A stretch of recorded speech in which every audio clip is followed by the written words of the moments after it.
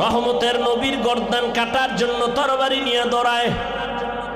ওই ওমর নবীর হাতে হাত লাগাইয়া এমন পাওয়ারওয়ালা হয়ে গেলেন, ওমর এখন যেই পথ দিয়ে চলে শয়তান ওই পথে আর আসে না। একটা যুবক ছেলে মদের বোতল নিয়ে রাস্তা দিয়ে হাঁটে, হঠাৎ করে তাকায় দেখে অপর মাথায় ওমর। ওর ভেতরে কম্পন শুরু হয়ে গেছে, দৌড়ও দিতে পারে না। ওমরের চোখ লাইগে গেছে, ওমরের হাতে তরবারি, কথার আগেই ভিডা। যুবক মদের বোতল ফালাইয়াও দিতে পারে না, বগলের নিচে মদের বোতলটা নিয়ে আসমানে তাকায় কয়, হে মালিক দয়া করে মাফ করে দাও, জীবনে মরে গেল মদ পান করুম না, ওমরের হাত থেকে আমারে বাঁচাও, আমার আর মদের শখ মিটে গেছে। খোদা ওমরে যদি আয়, ও কথার আগে তরবারি ওর হাতেই থাকে, উপায় নাই, তুমি বাঁচাও, আর জীবনে মদ খামু না, মরে গেল।